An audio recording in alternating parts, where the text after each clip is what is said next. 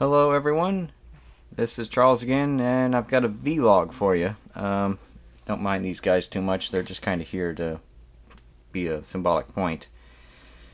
And the subject of today's vlog is one of something that's irritated the hell out of me for many, many years, unfortunately.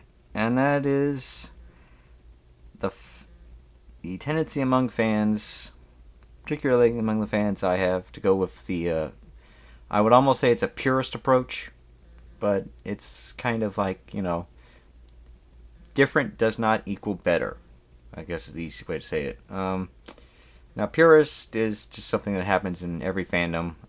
Like if you're a baseball fan, you have people that are totally against interleague play. And they're against all sorts of the designated hitter rule or, all sorts of things. On some of that I agree with, some of it I don't. I think interleague play, for example, should be expanded, and that the teams in both leagues should play each other once, all of them. And I also think there's too many teams in baseball in general, and they should contract, but that's a whole other argument. Anyways, putting aside the purism crap, I want to talk about the different is better approach. Now, this basically has festered primarily, I guess, in the anime fandom, and it's spilled out ever since then. And basically, I can sum it up in a story of a young man goes away to college. He's away from home for the first time in a long while, and he's having to make his own choices. And he goes and finds, and this will date me a little bit because I'm not sure if many of them still exist. He goes and finds a small, out-of-the-way video store. And in the video store, in addition to the usual amount of crap like horror and porn movie, he finds the Asian action film section. It's filled with all these Hong Kong movies and such, and he immediately falls in love with them. And he buys all of them. He starts obsessing about them. He says they're great. They're better than anything the U.S. has done in years. Jackie Chan's a great action star. He's the best action star ever, and all this other stuff. Or Jet Li, or whoever.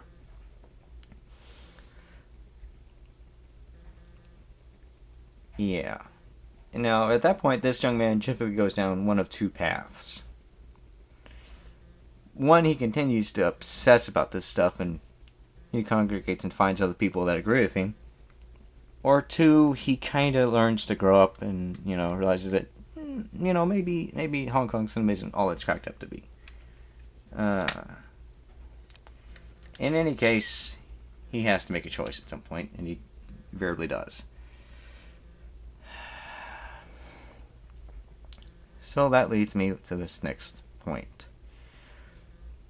Just because Japan does something doesn't mean it's better than the way things are done in the West. And you can see this done with anime, and you can see this done with shows like Power Rangers and whatnot, where, you get a lot of people that are complaining about, I guess, especially in anime and the voice acting, that U.S. voice acting is terrible and that Japanese voice acting is great, and, and to an extent I can agree with that to some extent.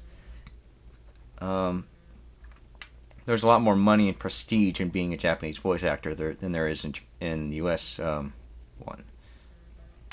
Like, can you name 10 prominent U.S. voice actors? I can. Probably a lot of people who watch this channel and video can. But a lot of people can't. They're like, huh? Voice actors. Whereas in Japan, completely different story. In fact, remember there was a story, or maybe it was an article, many years ago when America was still going on, I think, that one prominent Japanese seiyuu, I want to say is Megumi Hayashibara, could make or break a show's fortunes just by signing on to it to voice one of the characters. I don't know if that was true, but again, it's been years and my memory isn't quite what it used to be. Regardless, like I was saying, yes, Japanese voice actors on average are more talented and they're more widely recognized in all of this. That doesn't always translate to being better performances. quite frankly, I think a lot of times Japanese voice actors are just kind of going through the motions and just doing whatever's expected of them. Whereas their English counterparts, they legitimately try harder. Maybe they're not as good, but they put in more effort. And I applaud them for that. And I support them for that. And it's just kind of irritating to me as a fan and as a person that this kind of Japan is always 100% better shit keeps festering and coming up. Like with these two guys. These are from roughly the same toy line, the Power Rangers Jungle Fury Juken Sentai Geki Ranger toy line. One of them is the US version, the other is the Japanese version. I'm not going to say which is which. I'm sure those of you who are more astute in the fandom can figure out which is which. It shouldn't be too hard.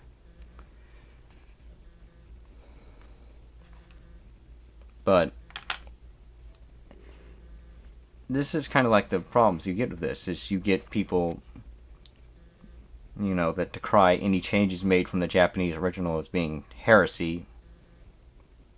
And then you get people on the other side who declare the Japanese version as being stupid. In this case, I tend to be more of the median in this case. I watched Geki Ranger, I watched all of Jungle Fury. Geki Ranger did nothing for me. It was the story primarily of the villains, with the Rangers just kind of in as co-stars. Didn't care for that. Jungle Fury was interesting.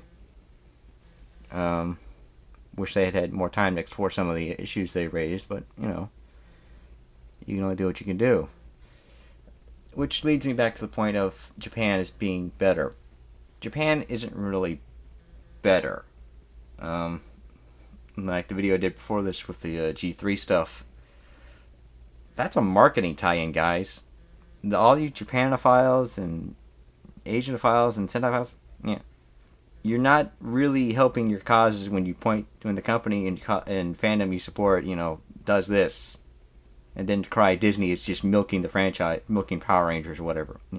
Bandai's doing the exact goddamn thing to you. Either you're just too stupid, or you're too ignorant to realize that. There's a reason why they have umpteen thousand toy lines of the same shit every year. Okay? That's why you can always count on certain things coming with every Super Sentai series, or every Kamen Rider series, or every whatever series. You can always count on the action toys, the roleplay toys, the soft, vinyl toys, the character image, songs and whatnot. I mean, don't get me wrong, I wish Disney would do that a lot for some of Power Rangers, particularly when it comes to music and it comes to the publicity photo shoots, because I would think it would help them and it would help the intellectual property they own. But I don't kid myself when when Bandai does it, alright? They're doing it to make money. That's why a multi-million-dollar company does that, so they can make money off you, the consumer. So for people that just, obsess about Sentai and obsess about Japan and are obsessed about different things, you gotta realize it's great that you have opinions, it's great that you care, but you cannot let your opinion, or you should not let your opinion and overly passionate nature on these things overwhelm your judgment. Like this. I like these shows. I'm not going to go out and buy everything associated with them. I wish I could buy more, but I'm not going to be obsessed about it. I'm not going to obsess about the quality of a show just because, it's made in this country or made in that country. Or by these people or by that set of people. I'm just going to appreciate them. That's really all I can say, because I'm near 10 minutes. Alright, this has been Charles with a vlog. Bye.